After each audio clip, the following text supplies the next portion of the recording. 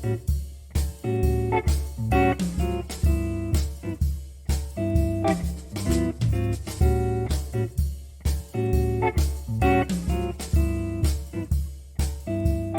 morning, boys and girls.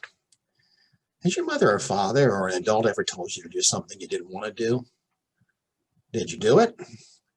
I'm wondering how you handled it. Like some people throw a fit, or they sit down and say they're not going to do something. They're going to hold their breath until they turn blue. Or sometimes they just ignore what they've been asked to do and just don't do it at all, or say, yeah, I'll do it, and then don't. Sometimes they try and con their little brothers or sisters into doing something for them that they don't want to do. Whatever it is, I have to admit to you that it's not all that different when you're an adult and you're asked to do something you don't want to do. We don't always throw fits, although sometimes, if you've been watching TV, you know that we can. But we do often find creative ways for avoiding doing what we know is supposed to be done and not doing the things we don't want to do.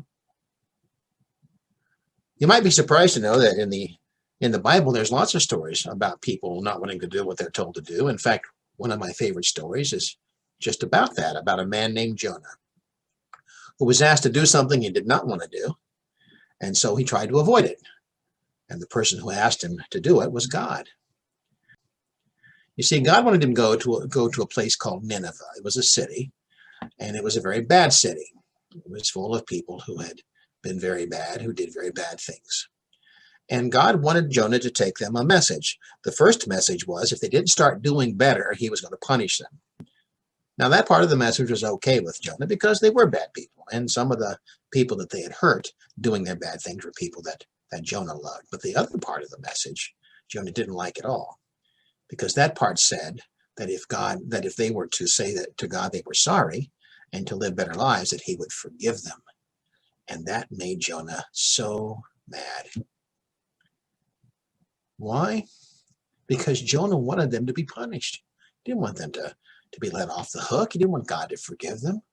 They'd done so many bad things to people he cared about. Jonah couldn't forgive them, so he didn't want God to forgive them either. So instead of going to Nineveh, Jonah got onto a boat and crossed the ocean, going in the opposite direction. But the problem is when God asks you to do something, he kind of keeps tabs on you. And he knew what Jonah had in mind. And so as soon as Jonah hit the sea, God caused a great storm to come up on the ocean, and the boat rocked back and forth. And the sailors were so afraid. They were afraid they were going to drown. So they prayed to God for help. And God said to them, well, you can solve the problem by throwing Jonah overboard, you know. They weren't sure what was going to happen, but they knew they better listen to God. So that's just what they did. As soon as Jonah hit the water, a great big fish swallowed him whole. Just imagine how unpleasant a thing that was, to find yourself in the belly of a fish. I mean, I don't know about you, but when I buy fresh fish at the grocery store, kind of got a bad smell to it. Can you imagine being inside one for 3 whole days? Because that's where Jonah found himself, praying in the belly of the fish for 3 whole days.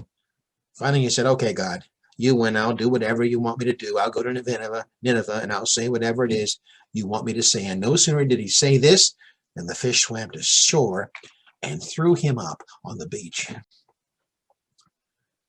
So here's the story so far. Jonah's sitting on a beach in a puddle of fish goo, smelling really bad, and realizing he has to go and do what God wants him to do. And so he does. He goes to Nineveh. He tells them to listen to the advice, that they've been bad, that they should say they're sorry to God, they should do better, and if they would do better, God would forgive them, but if they didn't, God would punish them. And you know what? They said they were sorry. They asked for forgiveness, and God forgave them. The very thing that Jonah was afraid of, that God would keep his promise and forgive the people that Jonah wanted to see punished.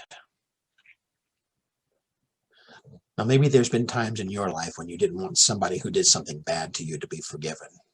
But that's the way God works. That's the way that God is, according to Jesus. Remember, there's days we do bad things, days that we think bad thoughts, days that you do bad things and you do bad thoughts. Don't you want your parents or your friends or your family, or especially God, to forgive you for them?